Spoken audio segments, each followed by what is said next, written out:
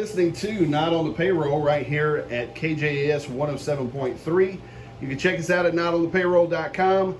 You can check us out on Facebook, YouTube, and now on Rumble. YouTube wanted to get a little sideways with us about some of the stuff, so now they have competition. So we are going to be putting up all of our interviews up on Rumble as well. So if you want to support us there, go for it. We also have a new support button on the website. Go check that out. And, if you want to write us a check, cut us a check. It sounds great to me. Today we are sitting down with Destiny Paget, right? Yeah. Got it? Nailed the name. She is the owner-operator of Lit Handlers down here in Buna. Now, some of you Buna folks have taken some great pride in raising Cain at me about what I've had to say on the air about Buna. And one of the things that we want to do is we want to provide some, how does Fox say it, fair and balanced perspective here. Mm-hmm. So not that I'm a Fox fan, but they did steal my quote there. But anyway, so having said that, Lit Handlers, if you don't know anything about Lit Handlers, you have been under a rock somewhere. Destiny, I appreciate you for taking time out of your schedule and helping us out with shining some of the light here in Buna. Meth is not the only operation in Buna. No, but it is a growing one. It's growing, yeah. So, but at the same time, one of the things that we do want to do is we want to highlight your efforts. And so tell us a little bit about your background. I know your family because I was raised here in Buna, but there's a lot of people around the area who have no clue who the Robinson family are. Yeah. And which is the household you grew up in. That was your maiden name. Mm-hmm. And so just kind of give us a brief glimpse of you graduated when to now. Let's see. I graduated and moved in with my parents. Okay. And then I got married. Okay. And then here I am. Now here you are. Okay, that's cool. All right, so tell us a little bit about your family. Now your family have always been known as entrepreneurs in the community. Yes. So what was that like growing up? It was pretty crazy. It was pretty cool. Both of my parents are entrepreneurs. All 6 of their kids ended up being entrepreneurs. We, growing up, after football games, we weren't allowed to go to the 5th quarter or whatever it was called, because we had to wake up early at 3 a.m. the next Saturday to go do a photo shoot for Little Dribblers or Little League, somebody's prom. Since I was 8, I want to say I've been making buttons, charging $5 on the spot. Get with the bat and his arms like this, put it right there on a pin for you. And I've been doing that every New Year's, January 2nd, since I was a kid. We were counting inventory for my dad. So he kind of just instilled it in us without us realizing what was happening. Sounds like child labor to me, but yeah. Now it's perfect actually, because to be honest with you, what it's done is it's kind of set you apart. Yeah. From maybe some of the other people in your generation. Yeah. And so, it's a cool thing, and there's nothing wrong with child labor. Yeah, especially when it's your kids. Yeah. If it's your kids, it's a family effort. Isn't that what it's called? Yeah. We're doing this to help the family.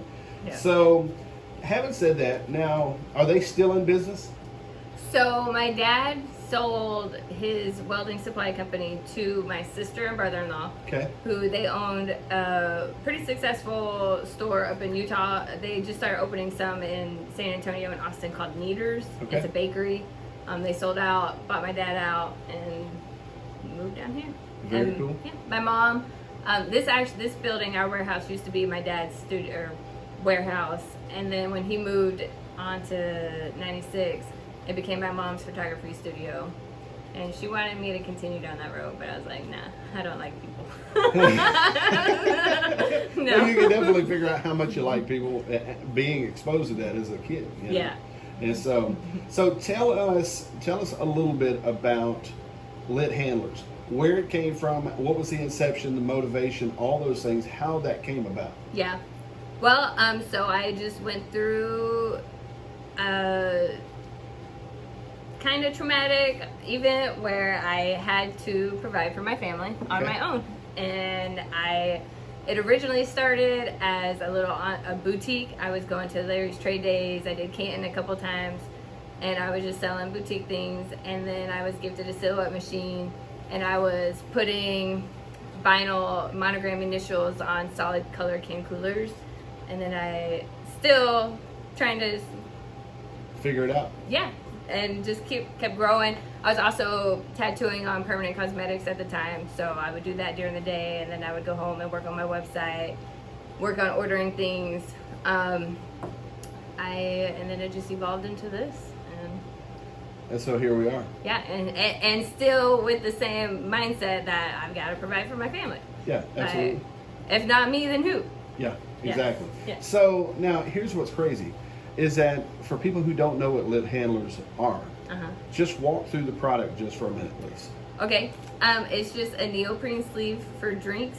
Like these are your slim sizes. We have water bottle sizes. They fit your tall boys. And there's a handle, but inside the handle there's a pocket, so you can put a chapstick, you can put a lighter, you can put a pen, Right. whatever you want. Vape pen. Vape pen. Yeah. We can't tell you what to put in the vape pen, but we Yeah. know where to put your vape pen. Yeah, it fits. Sure, sure. Yeah. And it just it gives you a handle on your drinks. Very cool. Helps redistribute So- the weight. The way you hold it. Mhm. So I mean, in essence, it's like a koozie on steroids. Yeah. Yeah. So I mean, it's really kind of.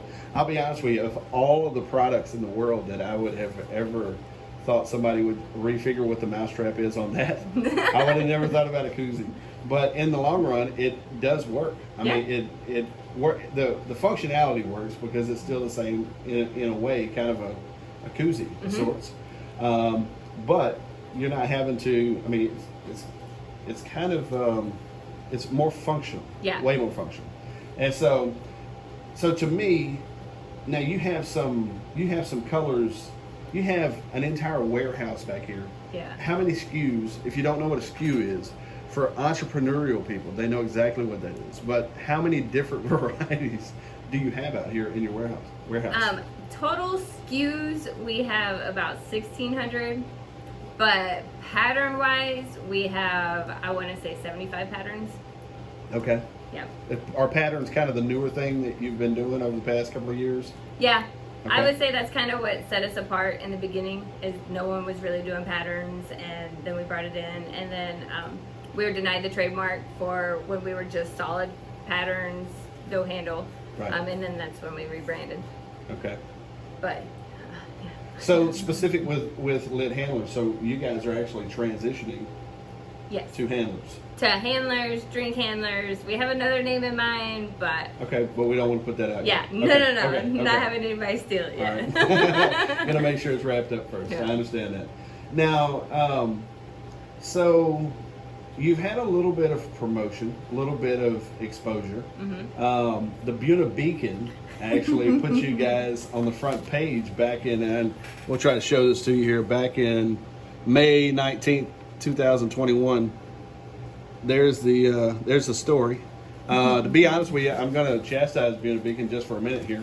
I love the exposure, but at the end of the day, if you're talking about a local business to appear on ABC's Shark Tank, you might want to put that one up there because we see this stuff a lot. So having said that, neither here nor there, you went on Shark Tank. I went on Shark Tank. So for everybody who likes that show, what's the one big takeaway that you took away from your entire experience? Just know your shit, because like even a year later, people will be like, "Oh, what's your numbers now? What's your numbers?" I was like, "I don't know." Right. Yeah. I was in a hotel room for 12 days before the show, and like if you were underprepared on my season, then you really just didn't care, because Yeah. there was no excuse to not be prepared. But people just expect you to know the numbers out the top of your head, like Sure. seeing them on the street, and I'm So like, you were there during COVID, and how did all that work? We had to do tests. We flew in. They picked us directly up from the airport, drove us to the hotel. It was at the Venetian in Vegas. Okay. And we all quarantined. We weren't allowed to leave our rooms. We opened our doors at night and talked across the hallways, but we weren't allowed to leave. And as soon as it was your time to go down and pitch, you went down and pitched. And as soon as you turned around and walked out that door, they put a mask on you, and you went back to you went packed and then went back to your room, and then you were out of there. Really? That was it. So it's kind of a weird situation then. Kinda, but I mean, it was cool. Gave you plenty of time to figure out what your numbers were. Yeah, right? yeah. So you were in there for 12 days. Yeah. So now, a lot of people don't know how Shark Tank works. So you go through an application process and all that, and then you spent what we were talking before. You spent maybe 15, 20 minutes in there, and then it gets whittled down into this palatable 3 minutes. Yeah. And they go to the next one, right? So now, if I recall correctly, you actually did a deal with Damon. Yes. Which Damon Johns is the famous creator of FUBU. It was very popular back in the early 90s. But at the same time, you did a deal with Damon. And what's happened since there? Is everything still together, or everything kind of shifted apart, or what happened? Things kind of fell apart. We They have a due diligence time. There's a due diligence time. We went through it, and he was fully willing to close the deal for what we agreed on. But I have commitment issues. I was like, I don't know about this. Sure. I can't commit. I don't want to disappoint y'all. I'm gonna back out. Okay. So I backed out. Okay. Yeah. All right. So at this point, now what's kind of the future of what you're doing? Because I'll be honest with you, I follow some of what you do on social media. And matter of fact, where can they find lit handlers or handlers?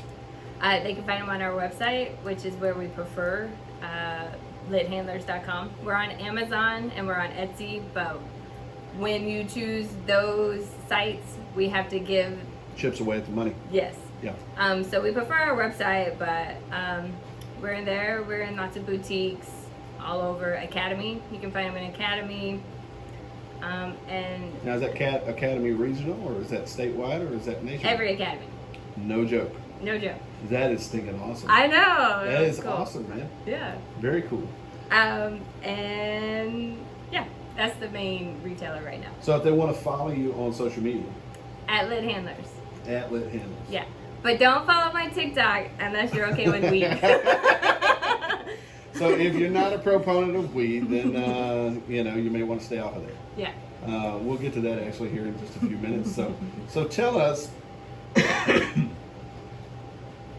kind of what the future looks like for you guys. So right now, just going with the flow. We just opened a Dallas showroom at the Dallas Market Center.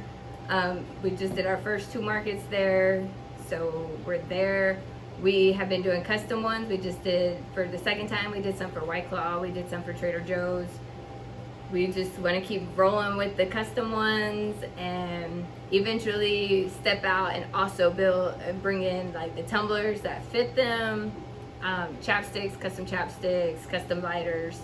Just kind of stay in our lane and keep growing. And do good at it. Yeah, and eventually a swim line. Really? Yeah, this is my vision board. Very cool. Very Yeah. cool. All right. So, is there anything that you want to tell the public out here, specific to following your dream, as far as business goes and things like that? Because I'll be honest with you, a lot of people are not raised in entrepreneur homes. Yeah, They're just not. yeah, And so consequently, it's like this big, huge mountain of learning curve and trying to figure out, try to find mentors and things like that. I mean, is there anything you want to say to people out there who have products? honestly, like I feel like I went through the same learning curves.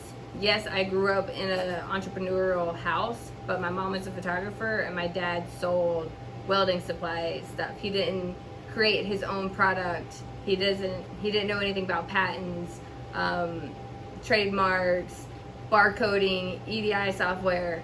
It's Google, YouTube, like just do it anyways and figure it out. Figure it out as you go. So basically, the I guess the hub of your home being an entrepreneur's home really gave you more of the work ethic side of things. Yeah. You still had to go figure everything out yourself. Yeah, You had to figure out your suppliers. You had to figure out what the demand in the marketplace was, definitely. and the whole 9 yards. And that's always changing, right? Yep. Always. So having said that, let's go back to a point that you brought up here a few minutes ago, specific to if you don't like weed, don't go over to my TikTok account. This is one of the descriptions of you that came to me from the people who told me I needed to come and sit down with you is that you were, be aware that she is a marijuana proponent. Mm-hmm. And so talk a little bit about your thoughts and position on marijuana. Well, I have been smoking marijuana since I was 17, Okay. just a senior in high school. I quit with the exception of being pregnant. Right. I've smoked for, what is that now, 18 years? Okay. I believe there's so many benefits from it. It helps so much. I have all these crazy fears that I might end up like one of these old meth heads walking up and down the road, or pilled out, and I don't want to be that person. Right. I would just rather take something natural, given to us, like, From to the help plant? me. Right. Yeah. Yeah. And I'm pro weed. Okay. So having said that, one of the things that's always been a topic that we've brought up is the massive amount of meth dealing and cooking and all that stuff here locally. And I mean, I heard somebody just off the cuff say, "Oh, well, so and so learned how to cook from so and so, and so learned how to cook from so and so, and they're all from Buno." Mm-hmm. And I'm sitting here going, "Okay, wait a second, hold up, we got generational meth cookers." Yeah. And from what I hear, there's a huge meth issue here in Buno. And really, this southern end of the county, I don't know how bad it is up toward Jasper. I would imagine it's bad everywhere. Yeah. But it almost seems like anytime meth is brought up, Buno is always in the conversation. But, so your encouragement is to maybe get away from some of the produced stuff and go natural. Yeah. And like, it bugs me that people say, "Oh, it's such a gateway drug." It's not. Right. It's willpower. Right. Like, other than dabbling with mushrooms, Okay. like, I've never had an urge to go try something crazy. Right. It's, So I heard somebody say one time when they smoked weed for the first time, they woke up the next morning. When they woke up the next morning, they didn't have the automatic urge to go try heroin. yeah. And so it was like, wait a second, somebody's been lying to me. Yeah. What are they saying here? This is almost like, don't do this product or you're going to end up doing this. And Yeah. You're the path to meth Yeah. and pills is marijuana. Yeah. Yeah. That's definitely what they want you to believe. It's kind of propaganda in a way. Yeah. And I mean, every state has its own drug. In Utah, it was heroin. It was Okay. bad. I've lost Really? bad. We weren't allowed to have lockers I graduated Okay. in Springville, Utah. We weren't allowed to have lockers then. I didn't realize it at the time. And thankfully, like, I didn't realize it. I was too dumb. Right. Like, my high school boyfriend was addicted and I had no clue. Wow. He ended up killing himself when he was coming off. Wow. Yeah, he got caught breaking into the house to steal stuff to pay for drugs, went to Right. jail, and hanged himself with a shower head. And it's bad. Like, it is taking over Utah, and it's sad. And then you come here, and then it's meth. There's something everywhere. There's something everywhere. Yeah. Yeah. It really is crazy to me how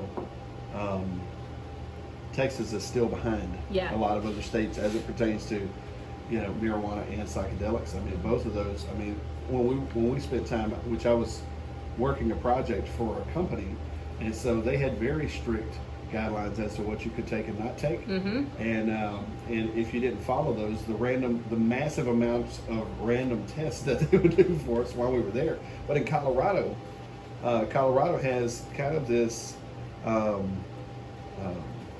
what's the term? Decriminalization Mm-hmm. for both of those products. Mm-hmm. And so, obviously they've legalized it in the sense that you can use it recreationally. But the decriminalization, I'm wondering how much of the actual justice system is tied up with menial marijuana, psychedelics. How much of that in the state of Texas? Yeah. How much of our resources is actually going to that? And it's ridiculous. Like, we could be using these resources for so much more important things, Yeah. like real drugs. Well, and what they don't want to hear is that Johns Hopkins is doing a major research study about psilocybin and the effects of mushrooms Mm-hmm. and those types of things. So I mean, it's almost like science is slowly catching up with the how would we say, I don't know, maybe propaganda of this whole Yeah. thing. You know, I think so too. and so, you know, I don't know. So back to what you're doing. They can go to what website again? Lithandlers.com. Lithandlers.com. Be looking for a name change before long. Yeah, not, But you can still not too long. Not too long. Okay. Not too long. But Okay. but they can still they'll be able to get your products here. Yeah. Okay. Yeah. And then go over and follow her on TikTok if you are if you want to be a friend. And where else are you doing stuff on YouTube as well? So I actually created a secret YouTube one day Okay. so that I could post about my weed stuff. But I haven't done anything yet. Are you serious? Yeah. Okay, so is this the day we're breaking it out to the public? No, not okay, yet. Okay, not yet. okay. All right, very cool, very cool. Yeah. One of the reasons that I wanted to come down here is because, first of all, regardless of what's going on in the meth world, there are a lot of bright lights out here doing good work, and they are trying to better the community and bring awareness to some great topics, and at the same time work to provide for their families. Yeah. And so sometimes, you know, it's been assumed that I hate Buna. I don't hate Buna. One of the things that we want to do is make ourselves available for bright lights. And, you know, there is some darkness going on, but at the same time, there's some very, very, I mean, it's like STI, B&E. I'm just off the top of my head, there are a number of very, very, I would say business standards, if you will. There are some real good business standards here. And hopefully at some point we're able to communicate with those guys and actually sit down and hear their story as well. But you were actually brought to me by my tattoo artist and also one of the young ladies here in the community. And so I just wanted to make sure we took the time to sit down with you. And after watching you on Shark Tank and kind of seeing how that whole thing kind of evolved, it was intriguing to me. So I really appreciate you taking time with me. No problem. I know this is kind of, I was told that somebody would take a bet that you would never do this interview. And so you're doing great. Thank So is there any final thing that you want to put out there to folks who folks here in the community or folks abroad who's potentially watching what we're doing? Maybe a business out there who wants to have your product. Yeah. Well, email me, Destiny@LitHandlers. I'm you go. there. But one, I just want to say, like, just do the damn thing. Like, if you are thinking about it, jump in. Like, you don't have to dive in all the way. Just dip your toe in it. Do it as a side job. And nobody ever really knows what they're doing. You could go to school for it, and you still don't know. The real world is the real world. Yeah. Experience will get you in the door that a degree can't. Right. And if you're a misfit, just keep going. Because There are a lot of misfits out there. lots of misfits. Like, I always kind of felt like I was a misfit. I didn't fit in. It did have a lot to do with this small town and topics that we said we wouldn't bring up. Sure. But yeah, like, sometimes being left out and being a misfit makes you grow stronger and gives you. Oh, also, don't check comments. Don't read the comments. And it Don't helps read you. the comments. Yeah, don't read the comments. Okay. But yeah, just do the thing and just be true to you and don't worry about what your competition's doing. Stay in your lane. Stay in your lane. Stay in your Interesting. Very interesting. One more time, the website. Lithandlers.com. One more time, your email address. Destiny, DESTINY, @lithandlers.com. Okay. And if they want to see any of your products, they can go to that website. They can check you out at Academy nationwide. Nationwide. That's freaking awesome. Yeah, it was pretty cool. That is very cool. Yeah. That's very cool. I didn't expect it, but it happened. And I was freaking out. Thank you for taking time with us. No problem. Was it easier than you thought it was going to be? Yeah. We took 30 minutes to decompress, but we got I it all still feel together. like I'm sweating like crazy. But it is hot here. We do appreciate you for taking time with us. You are listening to Not on the Payroll. NotOnThePayroll.com. Check us out at Facebook. Check us out at YouTube. And check us out at Rumble. I want to really encourage you out there, if you have watched this and you've got a product or an idea or something like that, hey, start small, work your way up, find good mentors, and work your butt off. Work more than those who are sitting beside you. Work more than those who are sitting beside you. If you are content with what you have, contentment's good. It's a double-edged sword. Mm-hmm. It's a double-edged sword. Mm-hmm. So, if you're content with sitting out here on Friday nights and just letting time slip away from you and drinking it all away or mething it all away, or messing up your life, you can also put, you can put all of that energy into whatever product, whatever business, whatever ideas. Get your stuff together. Buna, I do love you, regardless of what you think. And once again, I really appreciate Destiny for sitting down with us and shining some of her light. Show us these that you have sitting out here on the. So this is a fishing one, leopard, tie-dye, Galaxy, because Galaxy's awesome. Space Force, SpaceX. All right, ladies and gentlemen, you've been listening to Not on the Payroll.